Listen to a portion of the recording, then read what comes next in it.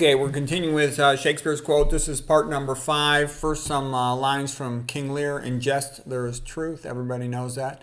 The next one's like my favorite line. He says, "Oh, reason not the need."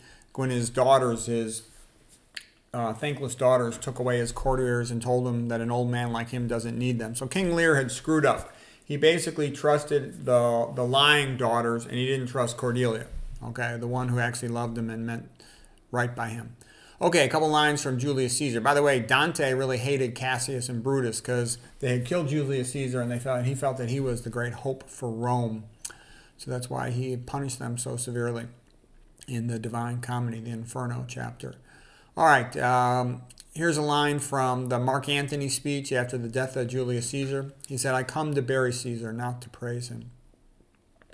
The fault is not in our stars, but in ourselves." Mark Antony, by the way, was totally pussy whipped by Cleopatra, and he basically destroyed himself by being a chump. Okay, and she deserted him in the Battle of Actium. Okay, when he was fighting Octavian, and he could have won that. So it was really pathetic, and he still went back to her. So he just ruined himself. Every young guy should study the story of Mark Antony and Cleopatra to not be a wimp. You don't win with women by letting them control you, because they lose respect for you and then they abuse you. So you have to basically say, look, if you're going to try to control me, we're just going to have to break up. You have to be that way, otherwise you get chumped. Okay, the Mark Antony speech again about Caesar. Yes, Brutus says he was ambitious, and sure, he is an honorable man.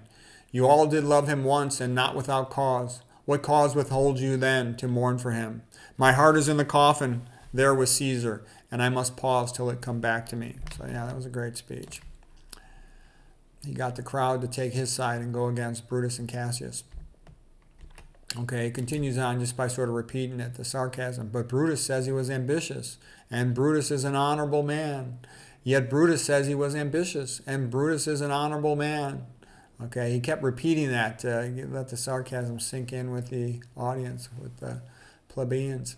He says, you all did love him once. Okay, that's a repeat. Not that I loved Caesar less, but that I loved Rome more, Cassius. Okay, there was also a line early in the play that said, you blocks, you stones, you worse than senseless things. Sort of like the hierarchy of being. You know, the peasants were considered pretty low on the totem pole. You know, just a tiny bit above inanimate objects. Okay, just a little bit from Macbeth.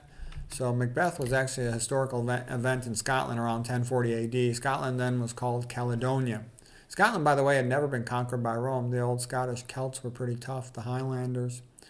Okay, at that time, you know, the movie Braveheart, you know, William Wallace. At that time, the people believed in witches, and witches play a role in the play.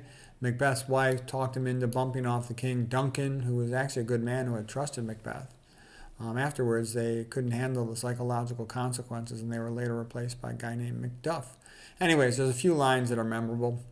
It is a tale told by an idiot, full of sound and fury, signifying nothing. Tomorrow and tomorrow and tomorrow creeps in this petty pace from day to day to the last syllable of recorded time. Then there was also the line from the witches, double, double, toil and trouble, fire burn and cauldron bubble.